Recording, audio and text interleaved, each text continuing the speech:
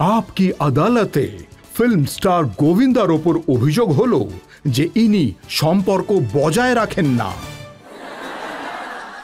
দেখুন, সবথেকে বেশি সুপারহিট ফিল্ম আপনাকে দিয়েছেন আপনার বন্ধু ডেভিড ধাওয়ান। 17টা ফিল্ম আপনি ওনার সাথে করেছেন, প্রত্যেকটা ফিল্ম সুপারহিট। রাজা বাবু, কুলি নাম্বার 1, শোলা আর শবনম, বড়ে মিয়া ছোটে মিয়া, পার্টনার, সবগুলোর কথাই আপনি বললেন। কিন্তু অনেকগুলো বছর আপনি ডেভিড ধাওয়ানের সাথে কথা বলেননি। উনি আমাকে এই প্রশ্নটা করার যোগ্য তখনই হবেন যখন ওনার ছেলে ওনার সাথে 17টা পিকচার করবে। আমার মনে হয় না যে ওনার ছেলে ওনার সাথে 17টা পিকচার করবে, কারণ সে হলো ডেভিড ধাওয়ানের ছেলে। সে লেখাপড়া জানা। কোনো আর্টিস্টের সাথে 17টা ফিল্ম করার মানে আমি জানতাম না, একেবারেই না। আমাকে তো শুধু এইটুকু বলা হয়েছিল যে সঞ্জয় দত্ত বলেছিলেন যে উনি পাঞ্জাবি আর আসছেন, তো সে সময় আমি অনেক পাঞ্জাবিদের কাজ দিতাম আমার কাছে। তাই কত পাঞ্জাবি কোন কোন জায়গা থেকে আসতো আমি তাদের কাজ দিতাম। তা তাদের মধ্যে একজন ছিলেন ডেভিড ধাওয়ান। ওকে আমার খুব ভালো লাগলো, আর আমি মনে করলাম যে ওর সাথে আমি অনেকগুলো ফিল্ম করব।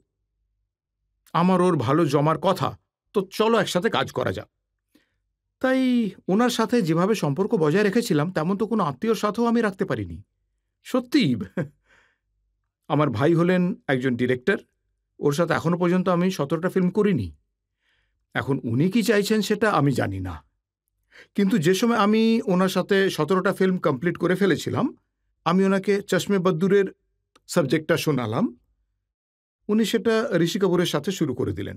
আর যে সময় শুটিং, তখন আমি ওনাকে বকাবকি করার জন্য ফোন করলাম যে তুই একবার শুনে তো নে যে আমি কি বানাচ্ছি, কি করছি। আমি বললাম, কেন শুনবো ভাই, তুই কি করছিস সেটা তো আগে আমাকে বল। আমাকে বললিও না, সাবজেক্টটা তুলে নিলি, কাজ শুরু করে দিলি। আপাতত ব্যাপারটা এখানে ডিসকাস করার মতো নয়।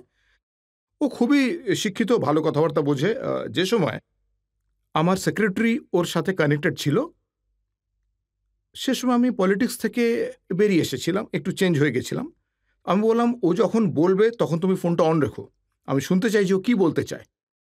তো ডেভিডের ফোন যখন ও কথা বলছিল তখন সেটা অন ছিল। আমি শুনলাম যে ফোনে বলছে যে এই চিচি খুব প্রশ্ন করতে শুরু, সত্যি এত প্রশ্ন করছে যে আমি আর ওর সাথে কাজ করতে চাই না। ওকে বলো যদি কোনো ছোটোখাটো রোল পায় তাহলে করে নিক।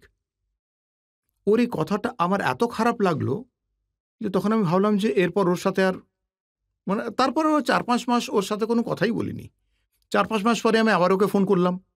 আমি বললাম যে চলো একটু না হয় গেস্ট অ্যাপিয়ারেন্সই করে নিই, আর তোমার যে মনের ইচ্ছাটা রয়েছে না সেটাও পূরণ হয়ে যাবে।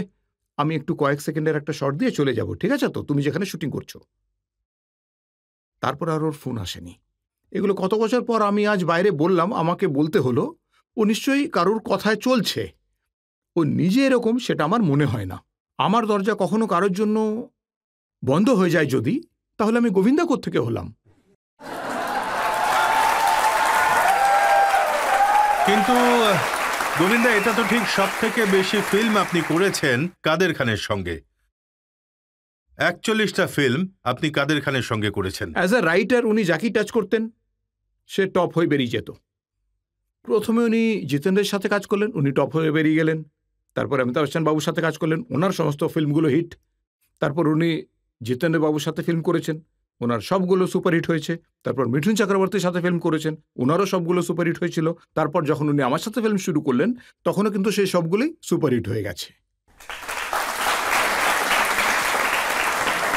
কিন্তু যখন উনি অসুস্থ ছিলেন এবং তারপর উনি মারা গেলেন, তখন ওনার ছেলে অভিযোগ করেছিল যে গোবিন্দা ওনার বাবার সাথে 41টা ফিল্ম করেছেন, এত ভালো রিলেশন ছিল, কিন্তু একবারও খোঁজ খবর নেননি। খুব ভালো যে প্রশ্নটা আপনি আমায় করলেন, আমি অবশ্যই এর উত্তর দিতে চাইব, কিন্তু তা বলে উনি যেন কোনোভাবে এর ফলে দুঃখ না পান, দয়া করে। কারণ উনি এত সফট নেচারের হয়ে গেছিলেন যে ওনাকে যদি আমি একটুও বলতাম, মানে যেমন ধরুন, আচ্ছা তখন উনি একটি দৈবিক পুস্তক লিখছিলেন, তখন আমি ওনাকে জিজ্ঞেস করলাম যে আপনি এই যে দৈবিক পুস্তকটা লিখছেন, আপনি এটা পেন দিয়ে লিখছেন, কিন্তু এটার শর্ত ছিল যে এতে পেন টাচ করা যাবে না, আর যদি আপনি করেন তাহলে আপনার জীবনের ক্ষেত্রে সেটা ভালো হবে না, আপনার স্বাস্থ্যের পক্ষে ক্ষতিকারক হবে, আর যেসব কাজ আপনি করছেন তার জন্য এটা সঠিক নয়। আসলে কথাটা আমি মন থেকে বলেছিলাম। আরে আমি কি করব, আমি ওনাকে খুব ভালোবাসতাম। তখন আমি ভাবলাম যে আমি তো বলে ফেললাম। তা একটু পরে ডিরেক্টর এলেন, উনি বললেন, তোমার এত সাহস যে তুমি কাদের খান বাবুকে এই কথা বলছো? আমি বললাম যে আমি ওনাকে খুব ভালোবাসি, আর আমার মনে হয় দৈবিক পুস্তকগুলো টাচ করা উচিত না পেন দিয়ে। তারপর উনি টাচ করেছিলেন, আর ওনার সেই ক্যারিয়ার আর থাকলো না, সে সম্পর্কও থাকলো না। আর শেষ সময় আমায় খুব বকে দিয়েছিলেন, খুব কড়া করে। তাই ওই বকাবকের মধ্যে অনেক জিনিস এমন ছিল যে আমি মানে হলো কারণ উনি ছিলেন গুরু, তাই উনি যা যা বলেছিলেন সেগুলো সব আমি কোনোদিনও জবাব দিইনি কখনোই। আমি ৩-৪ বার ট্রাই করেছি স্যার। এমন নয় যে গোবিন্দা সেই গোবিন্দা নয়, মানে সে যদি কাউকে মন দিয়ে ভালোবাসে তাহলে তার সাথে যদি এইভাবে হাত না মেলাতে পারি তাহলে অন্তত এইভাবে মিলিয়ে নেবো, সে যেভাবেই হোক। আমি নড়ি না স্যার, এই লোকটা নড়ে না, কখনো নয়। কিন্তু আমি অনেকবার ট্রাই করেছি, ৩-৪ বার ট্রাই করেছি, সে সময় আর হয়ে ওঠেনি। উনি অনেকটাই সফট নেচারের হয়ে গেছিলেন, তারপর থেকে উনি খুব অসুস্থ হয়ে পড়লেন। ওনার সিনেমা নিয়ে বা এন্টারটেনমেন্ট নিয়ে কেউ কি প্রশ্ন করতে চান? স্যার আমি এটা জানতে চাইছি যে সেই অ্যাক্ট্রেসটি কে, যার নাম নিজের স্ত্রীর কাছে নিতেও আপনার লজ্জা করে বা ভয় করে খুব। আরে আমার বউ আমায় বোঝাতে বোঝাতে হাঁপিয়ে উঠেছে যে তুমি কারুর নাম বলতে কখনো লজ্জা পেও না, আর কোনোদিন কোনো হিরোইনের সাথে তোমার কোনো রকম অ্যাফেয়ার শুনিনি, এটা কি চক্কর? হ্যাঁ স্যার, আমার যিনি ওয়াইফ উনি ওয়াইফদের টাইপের মতো ওয়াইফ নন, যে কোথায় গেছিলে, কি করছিলে, এত দেরি করে কেন এলে। যদি এমন হতো তাহলে আমি পিকচার বা ফিল্ম লাইন থেকে বেরিয়ে যেতাম। এত হিরোইনদের সাথে কাজ করেছেন, তো কারোর সাথে আপনার মন দেওয়া নেওয়া হয়নি?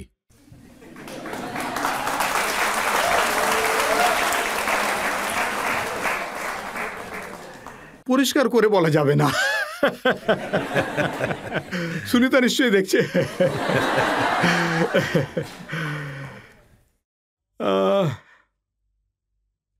এর কোনো জবাব নেই আমার কাছে আর কি।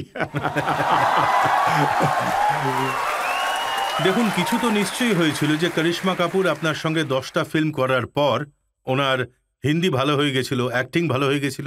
এখন এই সব ক্রেডিট তো আমি টিভির পর্দায় নিতে পারি না। আমি যে সময় কাজ করছিলাম তখন করিশ্মা কাপুর মানে ওনার মুখ থেকে বেরিয়ে গেছিল যে এরকম কোনো একটি টিভি শো হচ্ছিল সেখানে বোধহয়, তো ওর মুখ থেকে বেরিয়ে গেছিল যে গোবিন্দা তুমি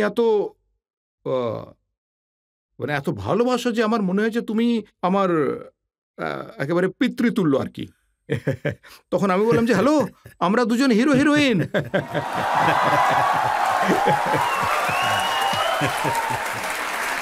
আমি বললাম যে আমি পিতৃতুল্য নই, এত বেশি রোম্যান্স করেছি হ্যাঁ যে লোকে বলবে খুব পাজিও, মিথ্যেবাদী।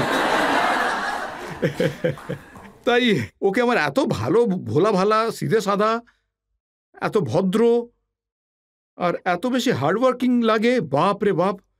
ওহো হো হো হো, মানে সন্দেহ হবে না যে এত বড় লোক পরিবার থেকেও এসেছে। কারোর কি মনে হবে যে এরকম হতে পারে? কিন্তু ও এরকমই। তাহলে সব থেকে ভালো কোস্টার কে ছিলেন?